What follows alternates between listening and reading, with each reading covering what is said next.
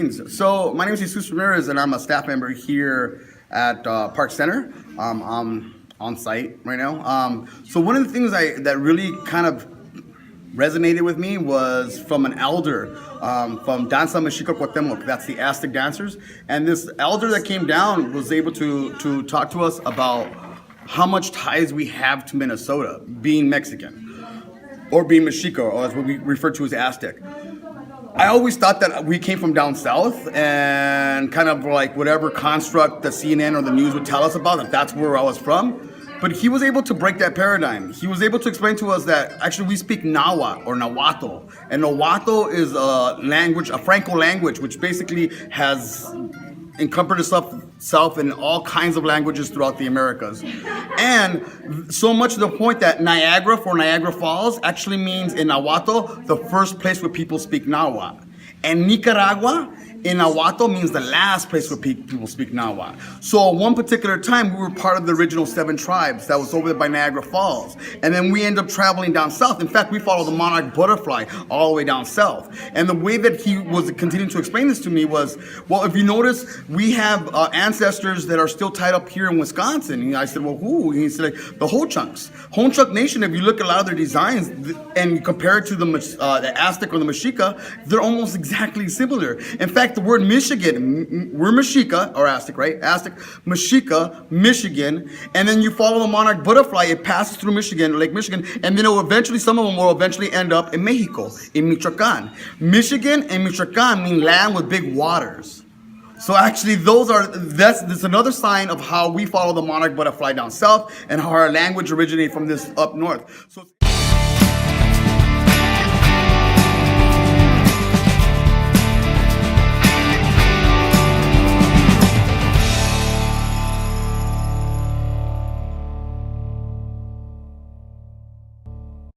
one of the most impactful lessons that I remember as a student here at Osseo Senior High was in Mr. Kwan's chemistry class.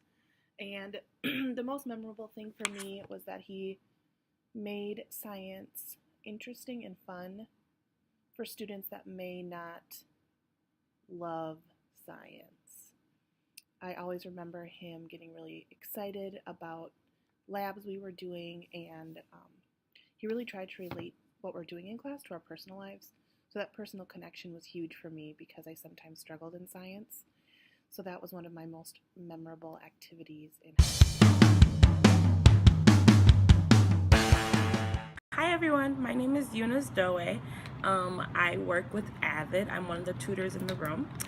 Today I'm going to be sharing my story about how one of the teachers here at Osseo impacted me while I was here. I graduated from Osseo in 2010, and my story actually has to do with Mr. Carls. When I was in my senior year of high school, it was a really rough time for me. I lost my grandma at that time. I also lost an aunt. And so it was a really hard time because I had to go through, being a student, working, and then taking care of my home life. One incident that I remember specifically, we were in class, and we were learning about poetry during that time.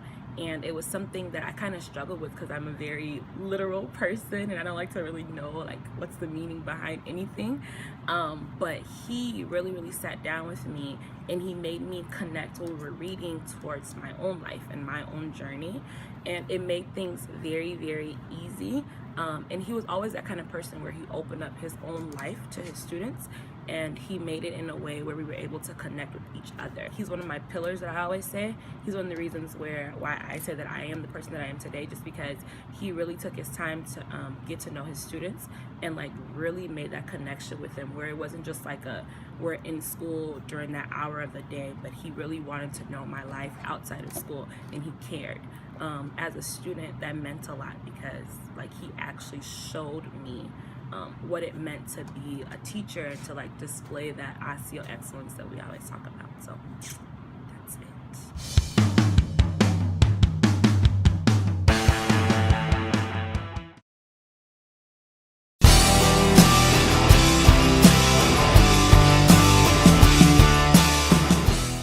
High school, nothing really stood out to me except for one of my teachers. He was my history teacher, and And I guess it was one of his conversations that I had with him in class, and that really just kind of opened my eyes to things. And he could see that I was just kind of coasting by on some of them, and he just kind of pulled me to the side, told me a story that kind of resonated with me about how him and his days of playing sports and then having to go into the war where all of that was taken away from him. And so it just kind of opened my eyes to some things and kind of really got me to put the foot on the gas and go for what I know. Well, that was one of the real first teachers that I actually had a conversation with. It wasn't about just my schoolwork, it was about me and what my plan was and how I'm going to put that plan into motion and the things that I wanted to do. So that's really what it was. And you wouldn't expect that from a teacher, you'd more expect that from like a counselor. But he actually took the time, and even after I graduated high school, I still kind of kept in contact with him for a little while because he helped push me forward on some life lessons as well too. So Mr. Murphy was his name. He was a really good history teacher.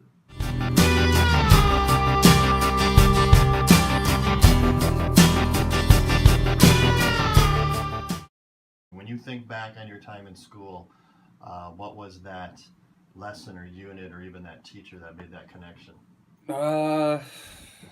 Definitely wasn't in high school. I mean, coasted through high school. So nobody really pushed me. And then even through college was kind of the same thing until I was actually done playing football and I had to go back to finish up 5 classes.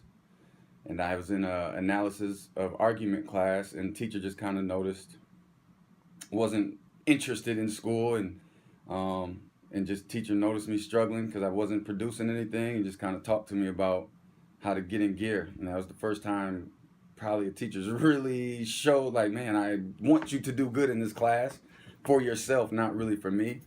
So I don't know, that was really the first time anything's really, teachers tried to connect with me on a different level of not just athletics and being in sports, but like pulling something out of me to put forth effort in school. It's really just about like the connection, and it sounds generic, but like that connection is serious. And I'm not talking about just on the surface, good game yesterday type of connection. Like, how's life? How was your weekend? And like really listen and be in tune with what they're talking about, so that they know you're serious. Because I think kids see through the BS, and they see through that superficial, like just, oh, hey, how's it going? And you keep walking.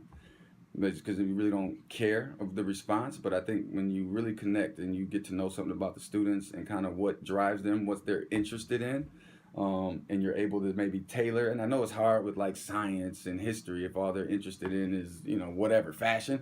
But just even knowing that and having the conversation, I think they'll be more in tune with you. They can tell when I care. Right, and you'll know when they really care and are invested. So